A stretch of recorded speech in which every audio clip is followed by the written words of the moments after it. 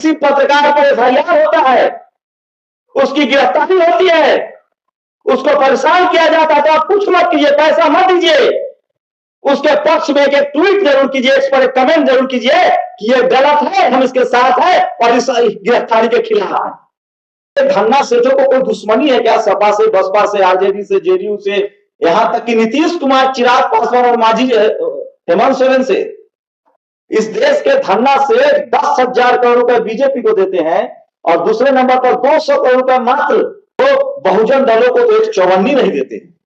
और जब बहुजन महापुरुषों का नोएडा और लखनऊ में पार्क बन रहा था, जो बहुत सुंदर पार्क था, तो मैं एक टेलीविजन चैनल में उसी में लिख के ब्रेकिंग टाइप करता था, रनडाउन बनाता था कि ये पत्थर में पैसे बर्बाद हो रहे हैं। कहता है कि जाति के नाम पर न्याय दो। कुर्मी खा गया, यादव खा गया, कुशवाहा खा गया, चंद्रवंशी खा गया, कहीं जाट खा गया, गुर्जर खा गया।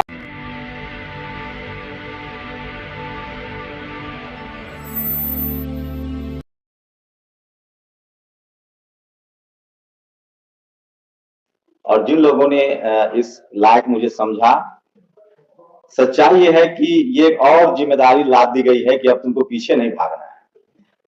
लेकिन सच पूछिए तो मैं ये जो आज जो मुझे पत्रकारिता करने की वजह से जो सम्मान मिला है, इस सम्मान को मैं समर्पित करना चाहता हूं इस देश के सबसे पहले उस पत्रकार को जो हमारे ही संस्थान से पढ़े, हमारे जूनियर रहे और भारत के सबसे वर्सटाइल पत्रकार रहे, और उनको योगी सरकार ने ट्वीट करने के लिए जेल में डाल दिया, जिनका नाम प्रशांत कनौजिया है। तो ये पुरस्कार मैं उनको समर्पित करता हूं। बहिष्कृत भारत, मूक नायक जैसे तमाम अखबार उन्होंने शुरू किए, फूले साहब ने अखबार शुरू किए, माननीय कांशीराम साहब ने पत्रिकाएं निकाली, रामविलास पासवान जी ने भी न्याय चक्र निकाला। तमाम समय समय पर लोगों ने कोशिश की। मैं भी टेलीविजन में था, नौकरी की टेलीविजन में, उसके बाद मौका मिला नेशनल दस्तक में काम करने का। तो जिन लोगों ने इसको शुरू किया उनका भी बहुत बहुत शुक्रिया। और उस वजह से मैं ये बहुजन मीडिया, जिसको मैंने नाम दिया सोशल मीडिया मतलब बहुजन मीडिया, ये क्यों जरूरी है और इसको हमको क्या करने की जरूरत है, वही मैं 2-3 मिनट में बात अपनी खत्म करूंगा, क्योंकि नेशनल दस्तक पर आप लोग मेरी राय रोज सुनते ही रहते हैं। मीडिया क्यों जरूरी है? सोचिए, मैं इन्हीं हाथों से, मैं टेलीविजन में नौकरी करता था और जब बहुजन महापुरुषों का नोएडा और लखनऊ में पार्क बन रहा था, जो बहुत सुंदर पार्क था, तो मैं एक टेलीविजन चैनल में उसी में लिख के ब्रेकिंग टाइप करता था, रनडाउन बनाता था कि ये पत्थर में पैसे बर्बाद हो रहे हैं।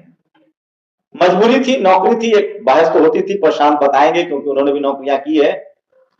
और तभी से मन में था कि नौकरी छोड़ी जाएगी। लेकिन सवाल है कि मीडिया में हमारे पास न मीडिया हाउस है, न अखबार है।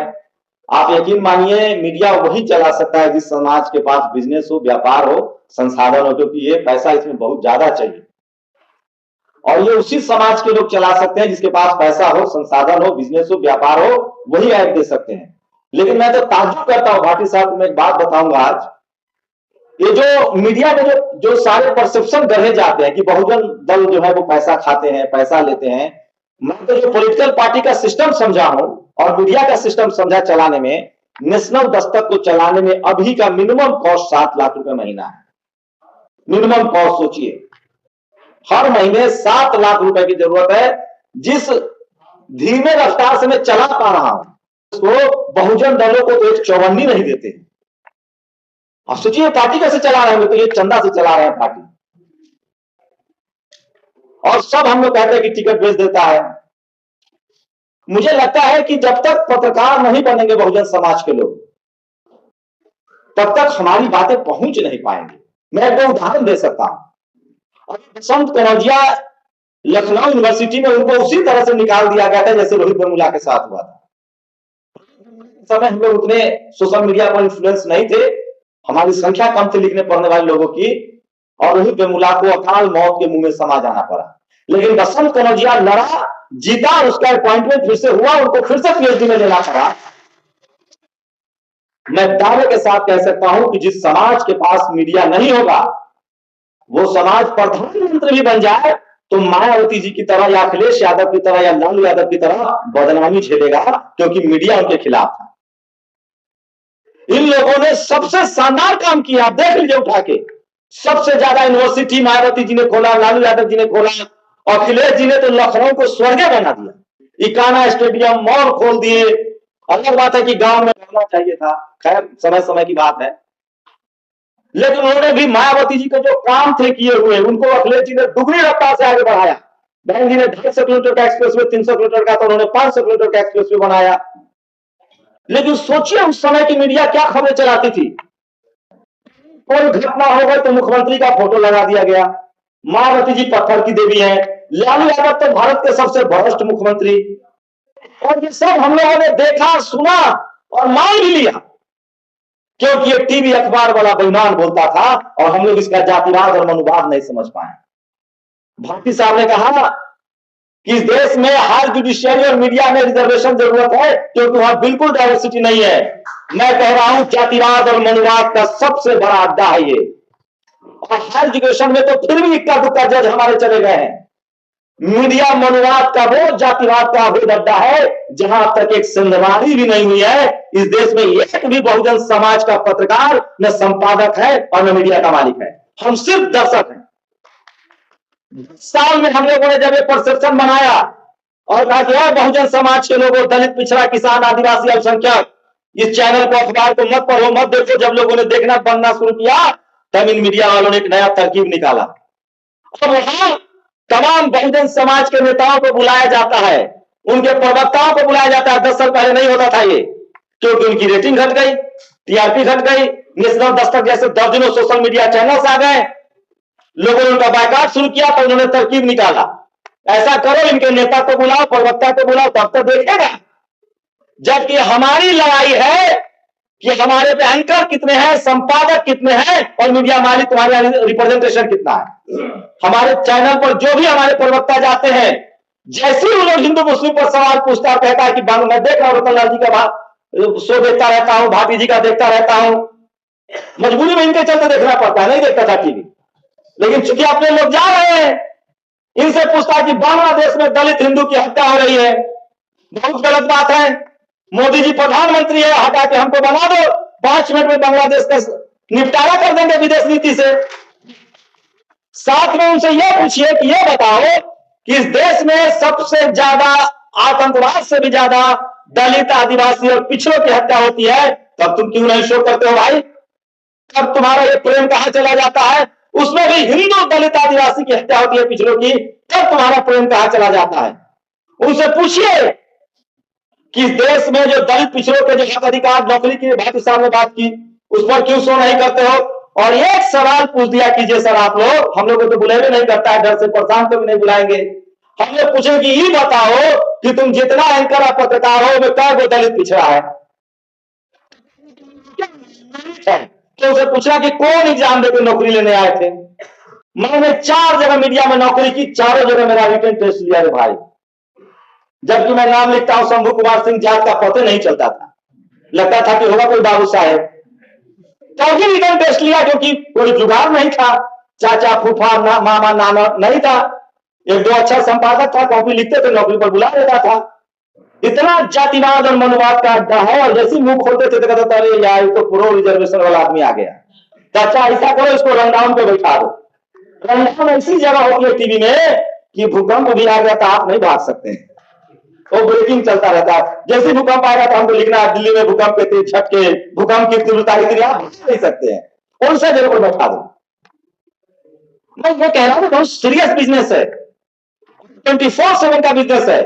और जिस समाज में पत्रकार नहीं होगा, उस समाज की न तो कहानियां, दुख तकलीफें बाहर आ पाएंगी और न उसकी सफलता की कहानी बाहर आ पाएंगी, न उसकी राजनीति चल पाएगी। यकीन मानिए, मीडिया में वो ताकत है जो झूठा को सही और सही को झूठा साबित कर दे, दोषी को निर्दोष और निर्दोष को दोषी साबित कर दे। बहन, बेटी, भाई के साथ बलात्कार, रेप, मारपीट, हत्या होती है, हम कुछ नहीं कर पाते हैं क्योंकि हमारे पास नेशनल डिबेट के लिए प्लेटफॉर्म नहीं है। जेसिका हत्याकांड हुआ, आरोपियों को बरी किया गया, टीवी ने पूछा कि बरी हो गए तो मारा कौन? बाद में सजा हो गई। सेंगर वाले मामले में देखिएगा, मजबूरी में उसको जेल में डालना पड़ेगा क्योंकि सोशल मीडिया पर डिबेट है। मैं ये कह रहा हूं कि सब कुछ मीडिया नहीं हो सकता है, लेकिन आज के समय में जो समाज अपनी आवाज नहीं उठाएगा, उसको अपने लाश कंधे पर उठाने पड़ेंगे। आवाज उठाने का तरीका है सोशल मीडिया। लोग पढ़े लिखे लोग हैं, जागरूक लोग हैं, मैं सही कह रहा हूं कि जो भी तकलीफें हैं, देखिए आपको नतीजा मिलेगा। आपके साथ अत्याचार हो रहा है, कोशिश हो रहा है, किसी के साथ हो रहा है, कुछ मत कीजिए, शुक्र मनाइए 21वीं सदी में मोबाइल आया है और ये सोशल मीडिया प्लेटफॉर्म है। आप नौकरी में है, बिजनेस में है, राह चलते कहीं भी कोई एट्रोसिटी हो रहा है, अपने सोशल मीडिया पर रील्स कम देख के उसको रिपोर्ट कीजिए, उसको लिखिए, पढ़िए, बोलिए, वो आग की तरफ फैलता है। ये ताकत हम लोग को मिला है और संजोग मनाइए कि ये एक्स, यूट्यूब, इंस्टा, ये सब इस देश के जातिवादी मनोवादी कंट्रोल करने की कोशिश कर रहे हैं, लेकिन इसका मालिक विदेशी है, इसलिए हम लोगों का इस पर स्पेस है, नहीं तो स्पेस भी नहीं होता। मैं मीडिया पर इसलिए थोड़ा 2 मिनट लूंगा क्योंकि उसी की वजह से मुझे सम्मान मिला है, उसी की वजह से आप मुझे जानते हैं। ये बाय डिफॉल्ट पैसे वाला भी बिजनेस है।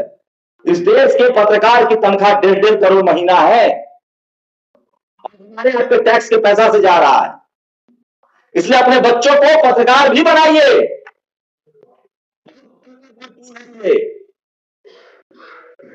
करना पड़ेगा। बहुजन समाज के लोग डॉक्टर है, इंजीनियर है, वैज्ञानिक है, जब से बाबा साहब का संविधान लागू हुआ, प्रोफेसर है, डॉक्टर्स है, उसके बावजूद हमारी मीडिया में भागीदारी नहीं है, पत्रकार नहीं है। संजोग मनाइए, हमारी हमारी मतलब हम फॉर्चुनेट है कि अब पत्रकार न होने की भी जरूरत नहीं है। आप जिस भाषा में, जिस आपका भाषा हो, जो भी भाषा हो आपकी, सोशल मीडिया पत्रकार की कोई अलग से सर्टिफिकेट नहीं होता है, उसके लिए कोई अलग से डिग्री नहीं है। भारत के संविधान आर्टिकल 19A में सबको अधिकार है अपनी बात कहने का। जरूरी है कि आप सब लोग उस मोबाइल का इस्तेमाल कीजिए और अपनी बातों को उस पर लिखिए, पढ़िए, और हम लोग वहीं से उठा लेंगे। हमको हर जगह घूमने की जरूरत नहीं है, जाने की जरूरत नहीं है। जहां कोई अत्याचार अन्याय हो रहा है, आप नौकरी में है, सड़क पर चल रहे हैं, किसी भी तरह का व्यभिचार आपके साथ अन्याय हो रहा है, एक बार कोशिश कीजिए, इससे समाज मजबूत होगा। और कुछ बातें मैं अपनी सुरक्षा के लिए कहना चाहता हूं। चूंकि प्रशांत भाई को जेल में डाला गया, ये भारत के पहले साहब जिनको सबसे पहले जेल में डालकर ट्रायल किया गया, और उसके बाद एक पिछड़े समाज के पत्रकार जिसने नमक रोटी की खबर दिखाई थी, उस पर FIR हुआ और वो मर गया, नहीं है। उसी के बाद से ट्रेन चला, पत्रकारों को जेल में डालो जो खराब लिखता हो, और उसके शिकार रतनलाल जी भी बने। समाज की एकजुटता नहीं होती तो इन लोगों की सारी स्थिति की प्रोफेसर रतनलाल जी को चुप करा दिया जाए, लेकिन समाज ने साथ दिया। मैं उस दिन गवाह हूं, पूरा कोर्ट भरा था, और रतनलाल जी ने जो समाज को प्रोडक्टिव सोसाइटी किया है, समाज ने सर आंखों में उठाया, और देश में लाखों लोग, कम से कम 50 लाख लोगों ने लिखा कि प्रोफेसर रतनलाल जी को छोड़ना पड़ेगा, नहीं तो लोकतंत्र की हत्या हम बर्दाश्त नहीं करेंगे, और उनको न्याय मिला। तो यह बड़ा जरूरी है। अगर आप सब लोग मोबाइल का इस्तेमाल करते हैं तो उन लोगों पर खास ध्यान रखिए जो आपके हिस्से की सामाजिक न्याय की लड़ाई लड़ रहे हैं। वो अपने लिए नहीं लड़ रहे हैं, लेकिन समूह बोध होना चाहिए। अब किसी पत्रकार पर FIR होता है, उसकी गिरफ्तारी होती है, उसको परेशान किया जाता है, तो आप कुछ मत कीजिए, पैसा मत दीजिए, उसके पक्ष में एक ट्वीट जरूर कीजिए, इस पर एक कमेंट जरूर कीजिए कि ये गलत है, हम इसके साथ हैं और इस गिरफ्तारी के खिलाफ हैं। देखिए सरकार की चूल्हे हिल जाएंगी। मैं दावे के साथ कह सकता हूं कि ये तमाम जातिवादी मनवादी गुंडे बदमाश, चपरासी से लेकर चीफ जस्टिस के पद तक बैठे हुए, उनके दिमाग में जातिवाद और मनवाद है, लेकिन बाबा साहब के संविधान की जगह इतनी गहरी हो गई है कि ये अब उस बात को मानते हैं कि अगर इन लोगों ने सिर्फ संवैधानिक तरीके से अपनी बात कहना शुरू कर दिया तो हम संविधान नहीं बदल सकते हैं।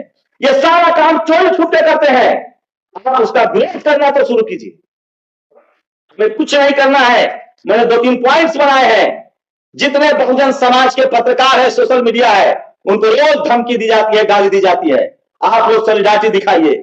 जितने प्रोफेसर रतनलाल ओमसुधा जैसे एक्टिविस्ट हैं, उनको मारने की पीटने की धमकी दी जाती है, उनके प्रति सॉलिडारिटी दिखाइए। राजकुमार भारती हो या प्रियंका भारती हो या प्रोफेसर साहब है लखनऊ वाले, ये लोग टीवी पर बैठ के बहस करते तो इनको भी धमकी देता है भाई।